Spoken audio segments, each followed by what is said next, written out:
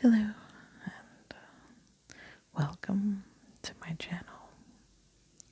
If you enjoy ghost stories or stories that are a bit mysterious or creepy, then you've come to the right channel. And today I wanted to tell my own personal paranormal experience. It's not just one story, it's made up of many, many stories. So let's begin. When I was in second grade, our family moved to a very small town. Most of the town was made up of beautiful historical homes, and ours just so happened to be right in the smack dab center of town. Our home was built in 1888, and it was honestly the talk of the town. It looked like a castle with turrets, huge windows with stained glass, wraparound porch, beautiful. And believe it or not, our parents got it at a very low price because it had been on the market for about 10 years. I think everybody knew about the ghosts. And since we were new to town, we had no idea. My mom saw the house and said that was her dream home, so we bought it just like that. The house itself had these huge front doors that were probably 20 feet high, and it had, I want to say it was over 7,000 square feet, 3 floors with a full cellar and attic. Had 2 kitchens, turrets, two front foyers, a parlor, dining room, library, front staircase, back staircase. It was a house of dreams. And in the 5 years that we lived there, we were plagued with paranormal activity almost from the very beginning. I remember my mom always said, "I'm not afraid of people coming in the house or trying to get in the house. I'm afraid of what's already in the house." So, in that, I have a few random stories, and as they happened, they were pretty terrifying. Our family consisted of my mother, my father, and my 2 older siblings, and we were all children at the time, and we had a dog. The house was always cold, freezing. You couldn't get warm ever. And in the summertime, it was hot with its coldness, and it was a chill that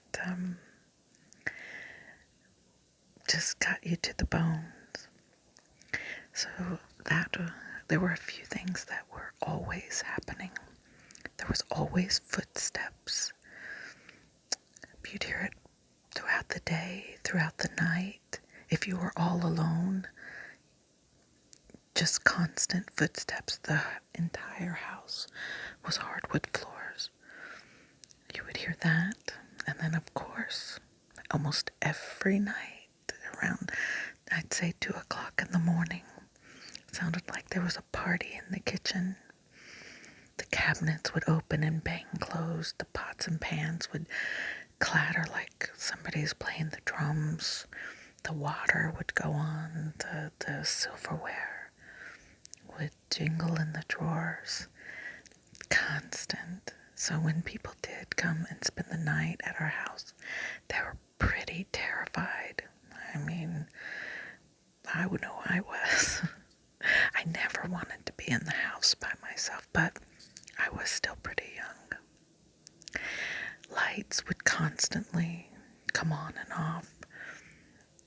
If you tried to turn on the light, it wouldn't come on, and then you'd walk away and it'd come on, and it was constant. Lights flickering on and off, even when you're not expecting it. You could be sitting in the dark and the light comes on. You could be sitting there and then the lights go off, and then you'd walk to go turn it on and it would flip on by itself. Constant. These were everyday things. Another everyday occurrence was you could hear what sounded like jazz playing in the walls. Constant music normally in the night. And my dad was not a believer at first, and my parents came home late one night and they walked in and my dad said, "Oh, the girls left on their radio." And my mom said, "No, that's the music in the walls." And my dad didn't believe her, and she said, "Go find it. You're not going to find it." He searched the entire house, and the music just played, and the people talked, and it sounded like there was a party going on, but you could never find the music. You could never find the people. It was like it was inside the walls. And well, I think at that time my dad became a believer. And so with my mother, a little history about her. She doesn't believe in ghosts. She is a very staunch Southern Baptist, and her belief is when you die, you're in the presence of the Lord. So we would always ask her, then what happened in the house that we lived in? Can't explain it. And there were a lot of instances that happened directly to her, such as all of our windows in the house were painted shut. You couldn't open any of them. And it was in winter time, and we were in school, and my mother was home. And she heard a little girl call "Mommy." And my mom looked at my dog, and his ears perked up, and he tried to follow the sound. And he heard it as well as my mom, and at first she thought, well, maybe the kids playing outside. But it was winter, and it was a school day. There were no children. So my mom brushed it off, and I'd say about an hour later, she started walking up the front staircase, and behind her would have been the library.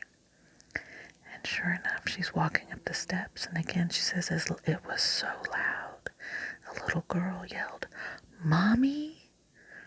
Well, my mom ran up the stairs and hid under the covers. And come to find out, there was a little girl that died in our house. And her funeral or the wake was in the house. And also there was an older woman that we know of that did die in the house as well. So far in that time period of 100 years, we know of 2 people that did die in the house. So maybe it has something to do with them. Another thing was with the lights that would come on and off. We got so scared, and I think I may have been in 7th grade. It was New Year's, and we all went across the street, and when we looked back at the house, every single light was on in the entire house, even in rooms we didn't use, and we were too afraid to go back into the house. And we sat there on the sidewalk with our neighbors saying, we can't go back. We just can't go back. Well, we ended up going back because we had to go to bed. So one time, my father, still apprehensive about the ghost, he took our dog outside and he came back in, and we had a lot of portraits on the walls, real heavy portraits. And one portrait was hanging upside down on top of the nail, just balancing. And he just quietly took the picture down and put it right side on the nail. And another time for my dad was my oldest sister was away at camp, and it was summer, and I know I was home, and my other sister was home. We were all asleep. My mom was downstairs in the kitchen cooking, and my dad had just made the bed, and he went downstairs, and within a minute he realized he forgot something. He came back upstairs, and the covers that he had just made, it's like somebody dragged them, like it was still like, you could see the handprint almost, dragged the covers all the way down the hall to the laundry room. And my dad asked my mom if she was planning on doing laundry. She said no. And he said, well, why did you take the covers and drag them down the hallway? I just made the bed. She said, I've been in the kitchen the entire time cooking breakfast. I haven't touched the bed. Another bed incident with my mom was my dad traveled quite a bit for work, and it was in the middle of the night, and her covers were ripped off of her down to probably her waist or her knees. So without opening her eyes, she grabbed the covers and pulled them back up to her chin, and whatever was at the bottom of the bed ripped the covers back down again. So she still didn't open her eyes. She grabbed her covers and held on real tight, pulled them back up to her chin, and whatever it was at the end of the bed pulled it back down. So she said we just kept doing this tug of war, up and down and up and down and up and down. And I asked her, I said, did you ever look and see what it was? And she said, absolutely not. I was too afraid. So that was always a funny story. One time, and this was probably the scariest for me because I would have been about 8, and my sisters and I were home alone. Back in the day when I could be home alone and not think anything of it. All the doors were unlocked. Nobody's coming in, nobody's going out. And we were hungry, and my mom was supposed to be coming home. So we hear the kitchen door open, and our doors were made, solid wood. The walls were 13 inches thick. We were talking about an old house. So you hear the familiar sound of the kitchen door opening and slamming shut, and you can hear her walking in high-heeled shoes. So the three of us go running over to the landing, yelling, Mom, we're hungry. Let's go get something to eat. Yada yada, whatever. And it was met with silence. And we all looked at each other. We're like, Mom, just kept yelling, nothing. We ran back to the den. I went into hysterics, and we're like, what if it's somebody with a gun? What if it is this or that? And it ended up being nobody, but we were terrified.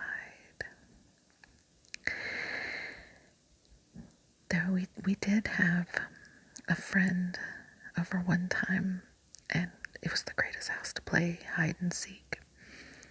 And I was sitting down on the couch waiting, and the friend came running down the stairs, just scared to death. And we're like, what's going on? She said she hid under my bed. And as she was laying there, she looked down the hallway, and there was somebody walking down the hall without a head. And so she ran downstairs. I don't know if she ever came back into our house. Would you? Let's see. One time I was in the kitchen with my mom, sitting doing homework. She was sitting there with me. And we hear this jingle, jingle, jingle, like bells. And we both look up at the key ring, which had about 6 sets of keys on them.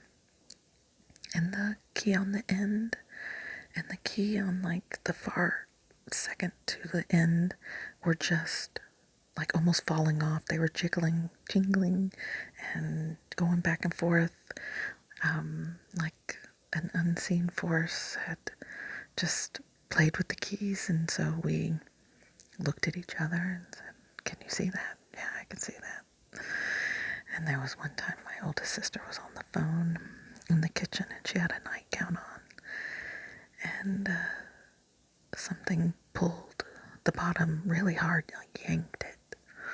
She turned around, she's like, "Knock it off," thinking it was one of us. Nobody was there. One time my mom had a friend over, and they were sitting and talking up on the second floor, and all of a sudden there was a beautiful white cat sitting on the windowsill. The second floor, there were no trees that it could have jumped from, or the roof, just sitting there in the window staring at them. And I don't know how that story ended. And one time my mom and I were talking downstairs, and we heard this real loud, low moan. It was so strange, and we both looked at each other, and about that time, my oldest sister upstairs yelled for us to come. And so we went up there, and she was sitting on the floor doing her makeup. She said something came along her back and just started breathing heavily on her shoulder. And it was at the same time that we heard that moan. My mom likes to read late at night, and she was reading and saw something fast run up the stairs and heard like glass break. She went to go see what it was, and we were all in bed. There was nothing there. And she was also sitting one time upstairs reading late at night again, and she saw a lady in an 1800s real like flowy bell gown walk from one room to the next. And she said, "All right, it's time for me to go to bed." We used to order Schwann's in the food home delivery service. And it was a new guy, and he came in, and he was like, "Wow, I like your house, and I like your ghost." And my mom just looked at him like, "What are you talking about?" And he says, "They don't mean anything bad. They're very friendly, because I get no bad feelings." So there was that. I remember my sister was taping something on the radio, or taping something I'm not really sure. And she rewound the tape, and it was blank, and she thought that one of us had erased it. We hadn't touched anything. And she went to show it, and then went to replay it, and it was our entire conversation that we had just had without a button being pushed. That was creepy. And I think that is pretty much the gist of the stories. And there were a lot of other weird happenings, such as in our basement, it was a full cellar, and there were coal chutes, and story has it that it was like part of the underground railroad. I don't think it was, but they said that the coal chutes went through the entire town. So honestly, living in that house scared me to death. It was a beautiful, beautiful home. I definitely wouldn't want to go in it again, and I haven't in 30 years, but it has always stayed with me.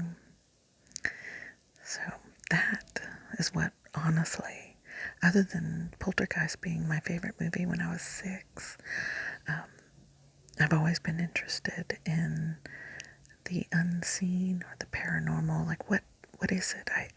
I have questions. I don't quite understand what it is. So that's why I like to read the stories and watch the movies. So, and sometimes I definitely get scared. Do you have a personal story? Anything that you would like to share? You can put it in the comments below. I would love to hear your own story. Subscribe to the channel. I know this video wasn't too much of a whisper, soft-spoken, but I just get real animated when I think about, my house as a child, and there were, other than the everyday ghost stuff, we really had a good time in that house. It was good memories, good and bad, but good.